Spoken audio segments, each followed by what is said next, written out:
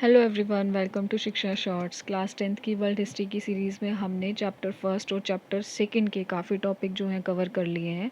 और आज का हमारा टॉपिक है सिविल डिसोबीडियंस मूवमेंट, जिसको हम सीडीएम से याद कर सकते हैं, मतलब समझ सकते हैं, याद रहेगा सीडीएम से।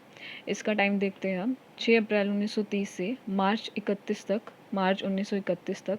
फिर इसको सस्पेंड कर दिया था, रोक दिया था थोड़े टाइम के लिए। जो इरविन पैक्ट हुआ था 5 मार्च को, जो हुआ था 1931 में, जिसमें इरविन ने इनवाइट किया था गांधी जी को सेकेंड राउंड टेबल के लिए।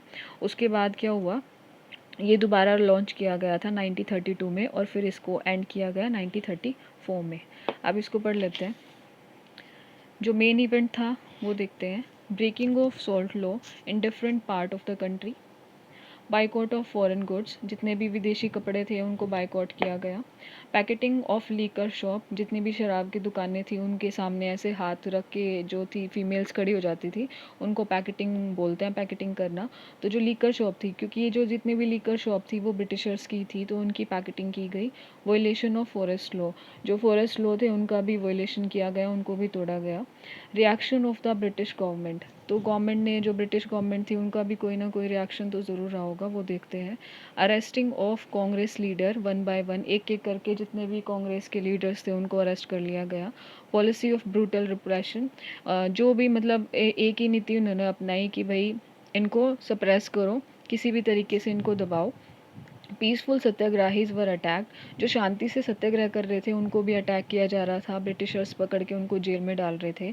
Women and children were beaten, औरतों को और बच्चों को मारा पीटा जा रहा था। अराउंड 1 लाख अरेस्ट, कम से कम 1 लाख लोगों को इन्होंने अरेस्ट कर दिया था। पार्टिसिपेंट ऑफ द मूवमेंट, किस किस ने इसमें जो है इस आंदोलन में भाग लिया, पार्टिसिपेट किया। रिच पीजेंट थे, इन्होंने क्यों लिया, अगेंस्ट हाई रिवेन्यू, ये जो इन पे रिवेन्यू था वो बहुत ज़्यादा हाई था, इसलिए इसमें पार्टिसिपेट किया इस आंदोलन में।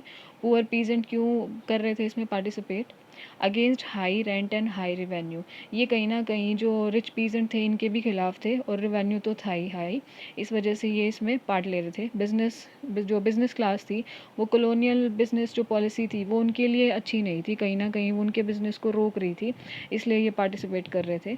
और जो वुमेन थी, इनिशियली तो गांधी जी नहीं चाहते थे कि वो पार्टिसिपेट करें, बट बाद में जो थी वुमेंस ने भी इसमें पार्टिसिपेशन अपना दिखाया। और वर्कर्स थे, काफ़ी प्लेसेस पे जो वर्कर्स थे वो भी इस आंदोलन में साथ रहे।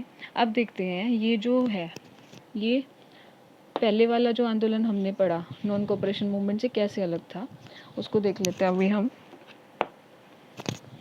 How was it different from non cooperation, तो नॉन कोऑपरेशन के लिए यहाँ पे एनसीएम लिखा हुआ है, इसको हम सीडीएम से याद कर सकते हैं। और एक चीज़ और समझ सकते हैं, जो एनसीएम था वो 1920 के आसपास हुआ और ये 1930 के आसपास हुआ।